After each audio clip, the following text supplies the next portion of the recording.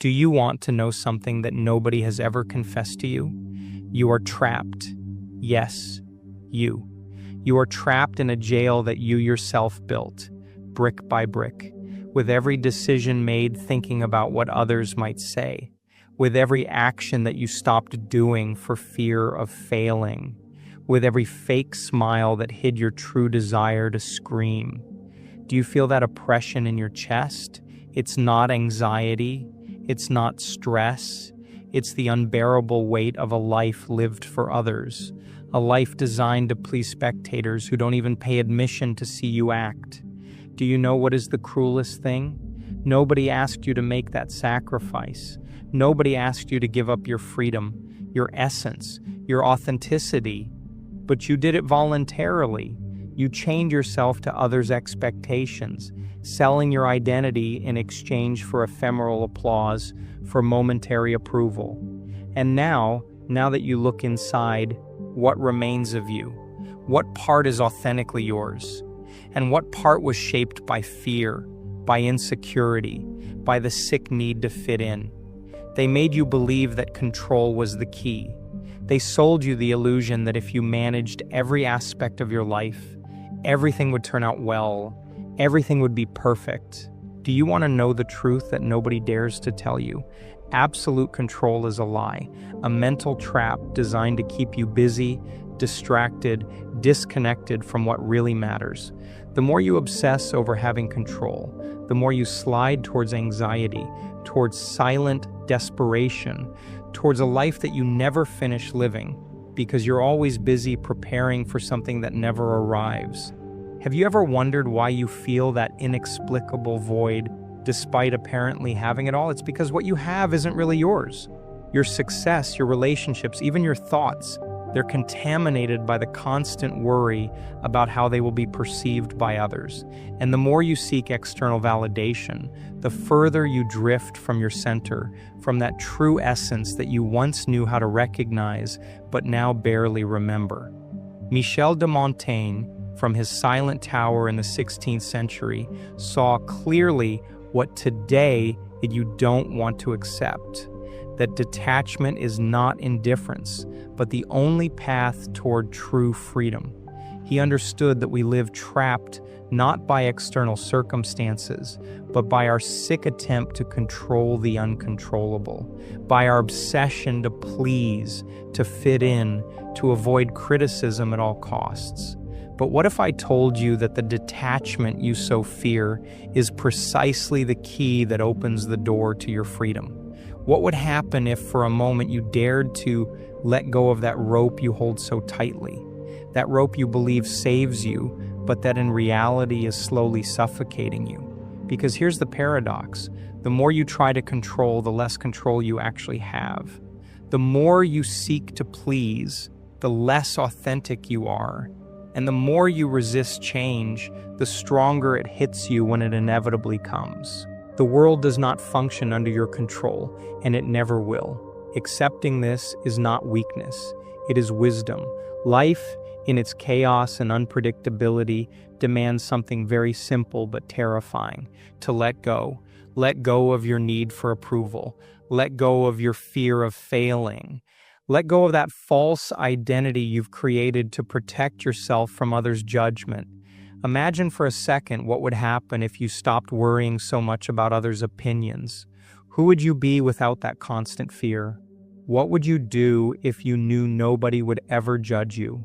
That person you see in your mind right now, that version of yourself who lives without mental chains, is who you really are. But there's something darker, something deeper behind this uncomfortable reality. And it's that you fear letting go of control, because deep down, you don't know who you are without those chains. You're afraid to discover that your identity has been so diluted, so mixed with the external, that upon letting go of all that, maybe nothing would remain. But here's the liberating and brutal truth that Montaigne whispered from his tower centuries ago. By letting go of what you are not, for the first time you can clearly see what you are. The freedom you seek is just on the other side of the fear that now paralyzes you. It's not in a self-help book, nor in motivational advice, nor in any mystical secret. It's here, in this precise moment, waiting for you to have enough courage to face your life and say, I no longer need anyone's approval. I no longer need to control the unpredictable. I no longer need to pretend to be who I am not. Now tell me, are you ready to let go? Or will you continue clinging to control, knowing that each day that passes takes you further from your true essence? This is just the beginning of a journey you may not want to make, but desperately need, and the decision is solely in your hands. Will you live trapped in a golden cage built by yourself, or will you accept the risk of jumping into the unknown, into a freedom that may terrify you, but that ultimately makes you feel alive? Welcome to the philosophy of detachment, to the pursuit of an inner freedom that will change absolutely everything you thought you knew about yourself. The path is unsettling, but I assure you, the only thing more terrifying than moving toward that freedom is staying exactly where you are now. You have been convinced that pursuing goals is the most important thing. But what would happen if you discovered that most of those goals were never really yours? All your life, you have been striving to climb ladders that others built, without ever questioning whether you really wanted to get there. And now that you are so high up, what do you see? The panorama you dreamed of, or just a distorted reflection of what someone else wanted you to be? We are obsessed with the idea of success, believing that achieving certain goals will finally give us peace. But have you ever wondered what exactly success is? And more importantly, whose success? Perhaps you have already achieved several of those goals that were supposed to make you happy. Studying the right thing, working where it corresponds, relating with the right people. And yet you feel that something is missing. That feeling, that uncomfortable truth that wakes you up at night, is the voice you've ignored for too long. Your authentic essence, demanding to be heard. Montaigne discovered in his voluntary confinement, away from the noise of the world, something revealing and dangerous. That true success looks nothing like what they sold you. It is not a social position, not an accumulation of goods, not even external recognition. True success, the one few dare to pursue, is living fully aligned with your own nature. But of course, to do that, you have to know who you really are, beyond the mask, beyond the expectations, beyond that false version of yourself that you present to the world every day. You've become so accustomed to pretending that you don't even notice the immense effort you make daily to sustain an image that doesn't represent you. But the mind is relentless. Even if you try to ignore it, there will always be something within you that rebels, something that sooner or later breaks the facade. Want an uncomfortable but liberating truth? As long as you continue hiding behind characters, you will never know true tranquility. The stress, the anxiety, and the constant feeling of emptiness are simply the logical consequence of a life lived for others. But here comes the tricky part, and Montaigne had it clear. Most people prefer the security of an uncomfortable life over the risk of facing the uncertainty of being themselves. They prefer to continue with a half-life, settling for crumbs of happiness, rather than facing the risk of discovering who they really are. And you, which group are you in? Are you one of those who assume the risk of finding themselves, or one of those who prefer to remain comfortably numbed by routine? Because yes, routine is a very effective anesthetic. It keeps you busy, distracted, trapped in a repetitive circle that slowly numbs your will. But what you don't see is that this apparent security comes at a very high price, the total loss of your inner freedom. And freedom, although many confuse it with doing whatever they want at any moment, is actually something much deeper.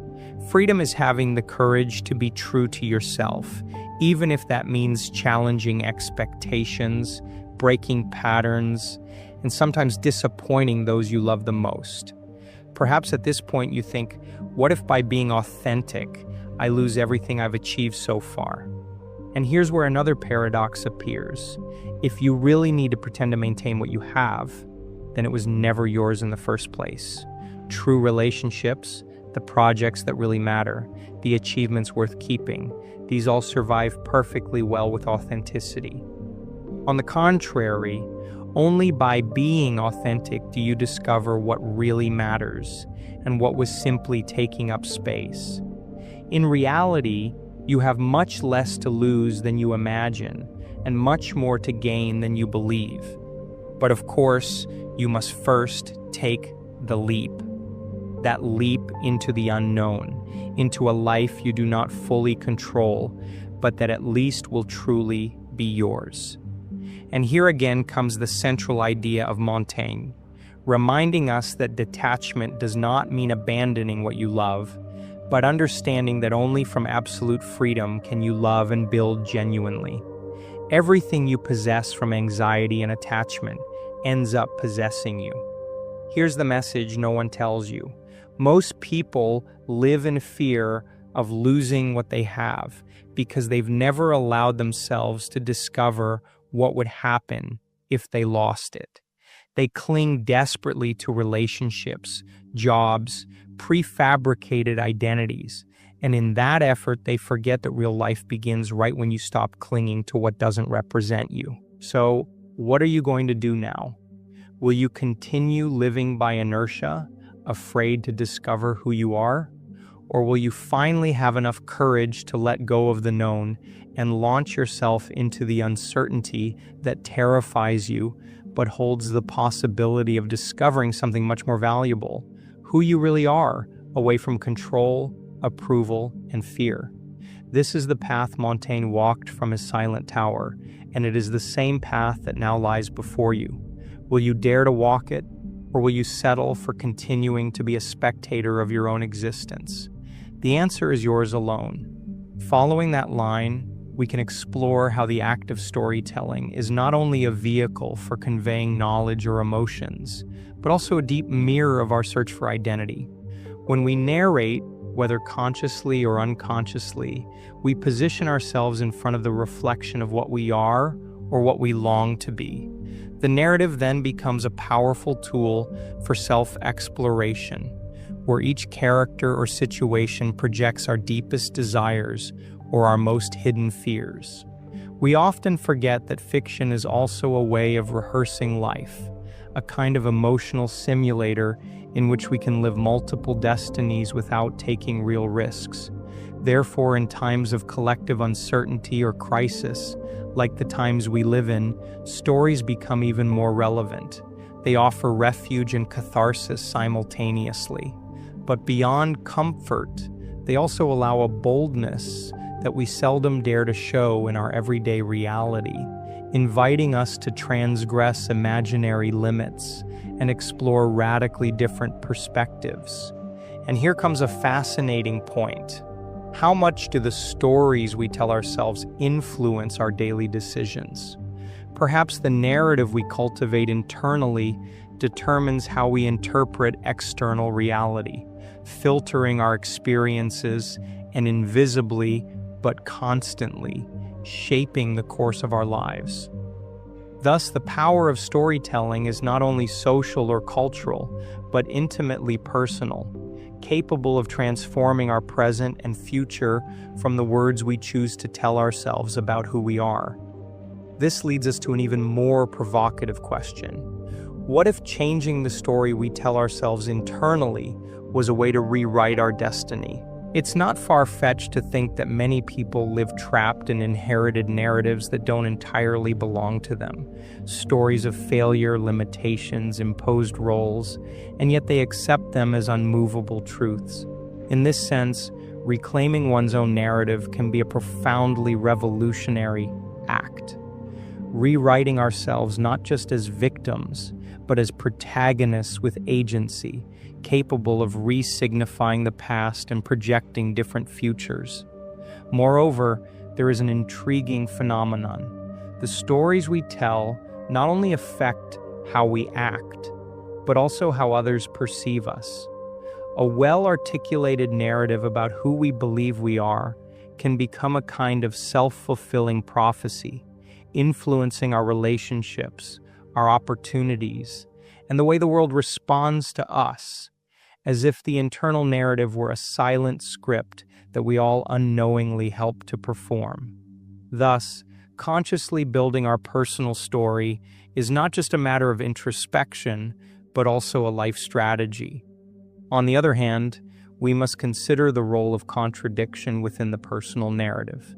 We are not linear beings, nor should our stories be. Embracing that a rich narrative includes dark zones, changes of course, contradictions, and ambiguities is embracing the human in its entirety. Indeed, the best stories are not those where everything fits perfectly, but those that leave us with open questions, moments of discomfort, and flashes of truth among the confusion. It is in that imperfection where the beauty of the narrated, and therefore of life itself, lies. And perhaps the most poetic of all this is that we never stop rewriting ourselves. Every conversation, every encounter, every silence even, adds a line to the narrative. We are perpetual writers of an unfinished text, sometimes conscious, sometimes not, that every decision, no matter how small, is sculpting a new version of our story. It's not far-fetched to think that many people live trapped in inherited narratives that don't entirely belong to them. Stories of failure, limitations, imposed roles, and yet they accept them as unmovable truths. In this sense, reclaiming one's own narrative can be a profoundly revolutionary act. Rewriting ourselves not just as victims, but as protagonists with agency, capable of re-signifying the past and projecting different futures. Moreover, there is an intriguing phenomenon. The stories we tell not only affect how we act, but also how others perceive us. A well-articulated narrative about who we believe we are can become a kind of self-fulfilling prophecy, influencing our relationships, our opportunities, and the way the world responds to us, as if the internal narrative were a silent script that we all unknowingly help to perform. Thus, consciously building our personal story is not just a matter of introspection, but also a life strategy. On the other hand, we must consider the role of contradiction within the personal narrative. We are not linear beings, nor should our stories be. Embracing that a rich narrative includes dark zones, changes of course, contradictions, and ambiguities is embracing the human in its entirety. Indeed, the best stories are not those where everything fits perfectly, but those that leave us with open questions, moments of discomfort, and flashes of truth among the confusion. It is in that imperfection where the beauty of the narrated, and therefore of life itself, lies. And perhaps the most poetic of all this is that we never stop rewriting ourselves. Every conversation, every encounter, every silence even, adds a line to the narrative. We are perpetual writers of an unfinished text, sometimes conscious, sometimes not, that every decision, no matter how small, is sculpting a new version of our story.